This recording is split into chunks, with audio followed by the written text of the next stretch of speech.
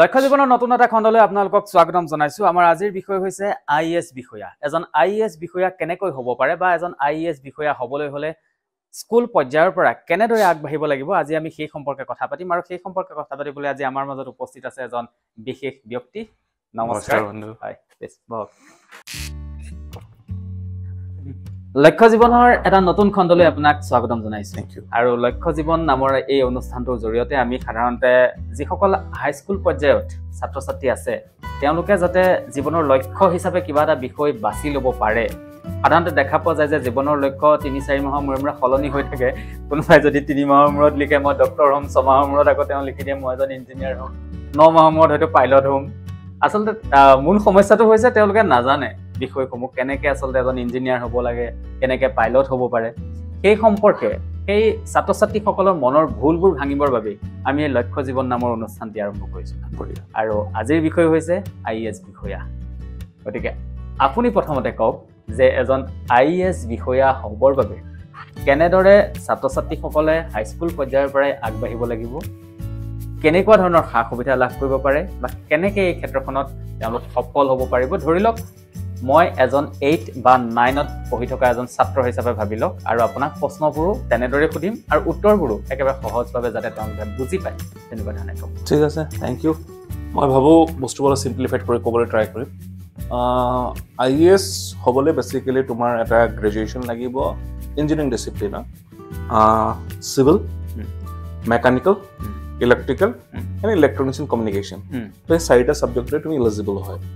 8 বা 9ত পঢ়ি থকা ছাত্ৰ ছাত্ৰী এজনৰ মনত প্ৰথমে এটা প্ৰশ্ন আহে যে আইএএছ যদি হয় তেওঁ কেনেকুৱা ধৰণৰ চাকৰি পাব। অ'কে, প্ৰথম ঠিক আছে, সহজকৈ আমি কথাখিনি পাতিম। ঠিক আছে, তেতিয়াহ'লে সেইকাৰণে যদি কওঁ প্ৰথমতে আপোনাৰ আপোনাৰ ট্ৰেইনিং হয় 1 বছৰৰ, আৰু 6 মান্থছ আপোনাৰ অন জব ট্ৰেইনিং হয়। তো 1 বছৰৰ ট্ৰেইনিং হোৱাৰ পিছত আপুনি জইন কৰে as a assistant executive engineer. ঠিক আছে, তো এছিষ্টেণ্ট এক্সিকিউটিভ ইঞ্জিনিয়াৰ জইন কৰাৰ পিছত আনাদাৰ 4 ইয়াৰ্ছৰ পিছত আপুনি নেক্সট পাই যে আপুনি এক্সিকিউটিভ ইঞ্জিনিয়াৰ ৰেংকটো। তাৰপিছত আপুনি পাই ডিজিএম পাই, কিছুমানৰ ছুপাৰিণ্টেণ্ডেণ্ট ইঞ্জিনিয়াৰ বুলি কয়। তো ইন শ্বৰ্ট যদি মই কওঁ, ল'ৰা ছোৱালীবোৰে এইটো বস্তু নাজানিব, তথাপিও ইণ্ডেক্স 13 বুলি কয়।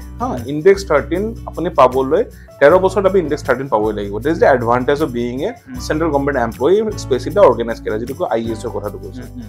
ছেকেণ্ড হৈছে চেলেৰি নোট অফ চেণ্ট্ৰেল গভৰ্ণমেণ্টৰ ভাল হয়, চেলেৰি সুবিধা বহুত থাকে। যেনেকৈ মোৰ ক্ষেত্ৰত মোৰ কেণ্টিন কাৰ্ড আছে, ৰেলৱে ট্ৰিপ ফ্ৰী থাকে, LTC বগেৰা থাকিলে, যিটো বস্তু আপুনি 1 বছৰ ঘৰ আহিবৰ কাৰণে 4 বছৰ মূৰে মূৰে আপুনি আহিবৰ কাৰণে এটা পইচা পায় আপুনি। ঠিক আছে, আৰু যিবোৰ নতুন জইনিং হয় তাতো 8 বছৰৰ কাৰণে এভৰি ইয়েৰ তাহাঁতি ঘৰ আহিব পাৰে।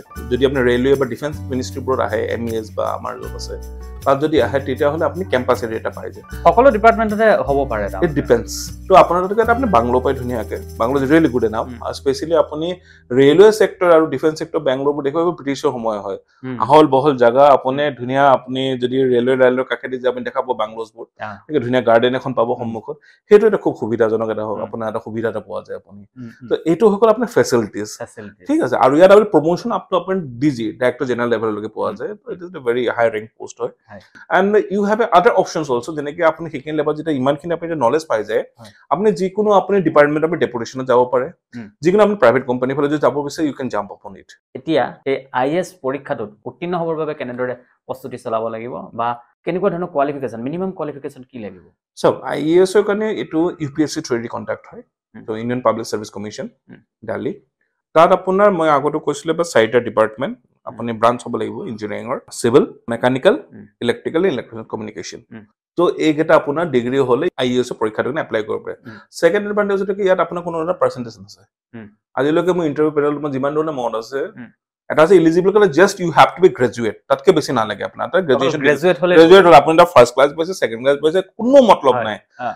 তাত মাত্ৰ বেছি আপুনি গ্ৰেজুৱেট হ'ব লাগে, যেন আপুনি পৰীক্ষা দিয়ক, ৰিটেন এক্সাম হয়। ইয়াত যদি মই এতিয়া প্ৰিপেৰেশ্যনৰ কথাটো কওঁ, তো প্ৰিপেৰেশ্যন বেচিকেলি আপুনি যদি থুলমূল কেনেকৈ ভাবিব যায়, যদি এটা ল'ৰাই যদি ইঞ্জিনিয়াৰিং কলেজত আছে বা এটা ল'ৰাই যদি, মই ইঞ্জিনিয়াৰিং শব্দৰ পৰা আঁতৰি মই জেনেৰেল ডিগ্ৰীৰ কথা এটা কওঁ, জেনেৰেল ডিগ্ৰী পঢ়ি থকা ল'ৰা এটা যদি সি যদি জিঅ'গ্ৰাফিৰ হয় বা মেথমেটিক্সৰ বা ফিজিক্সৰ হয়, তো সেই ল'ৰাটোৰ এটা ছেমিষ্টাৰত সি অকণমান পৰ্চন ইমানখিনি পঢ়িব লাগে। তো তেনেকৈ সি টোটেল তিনিটা ইয়েৰ দিব লাগে, 6টা ছেমিষ্টাৰ।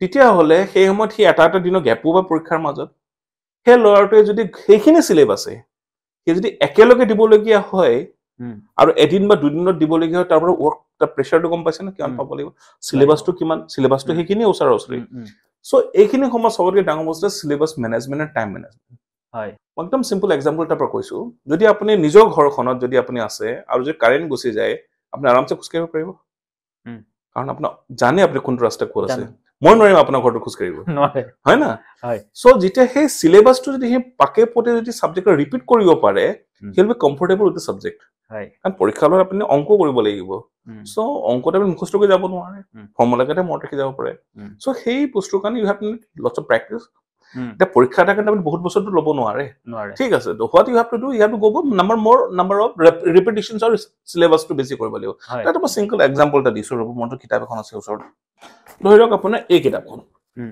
বহুতটা লাইন আছে এই লাইনটো পঢ়োতে যদি এটা ডিগ্ৰী কিতাপ হয় আৰু লেটাৰবোৰ সৰু সৰু হৈ যায় আৰু ডাঙৰ হৈ যায় এই এখন কাগজ পঢ়োতে আপোনাৰ 7 পৰা 10 মিনিট টাইম লাগিলে তেতিয়া হলে আপোনাৰ 10 মিনিট টাইমে পেজটো এখাত বহুতখিনি পেজ আছে এই কিতাপখন আপুনি শেষ কৰিলে ধৰি লওক এক মাহত এনেকুৱা আপোনাৰ হাতত 6 বা 7খন বা 10খন কিতাপ পঢ়িব লগা একো বেলেগ বেলেগ সাবজেক্টৰ তেতিয়া হলে যদি এখন যদি আপোনাৰ এক মাহ যদি মই ম্যাক্সিমাম ধৰি চলো 7 নম্বৰ কিতাপখন শেষ কৰি এখন কিতাপ আহোতে আপোনাৰ কিমান লাগিল 8 নম্বৰ মাহটো লাগিল নে লাগিব আপোনাৰটো একো মনত নাথাকে সব ওলাই গ'ল so what you have to do এই কিতাপখনত যদি 10 মিনিট লাগিলে তাৰ মেইন পইণ্ট আপোনাৰ 3টা বা 4টাই থাকে সেই পইণ্টটো এখন কাগজত আপুনি উলিয়াই আনক সো কাগজত যেতিয়া আনিলে এই 10 মিনিটৰ সেই পইণ্টটো আপোনাৰ 1 মিনিটলৈ গ'ল নে ওচৰ আছে 1 বা 2 মিনিট ৰিভাইজ কৰাৰ লগে লগে হেতু 2 মিনিট 1 মিনিটত আছে গৈ 30 সেকেন্ড বা 60 তাতকৈ অলপ কমো হ'ব পাৰে তো আপুনি এই 10 মিনিটৰ কাগজখন যদি আপুনি 1 মিনিটলৈ আনিলে তো এখন কাগজত আপুনি কিমান টাইম সেভ কৰিলে 9 মিনিট এভৰি পেজত আপুনি 9 মিনিটকে সেভ কৰকচোন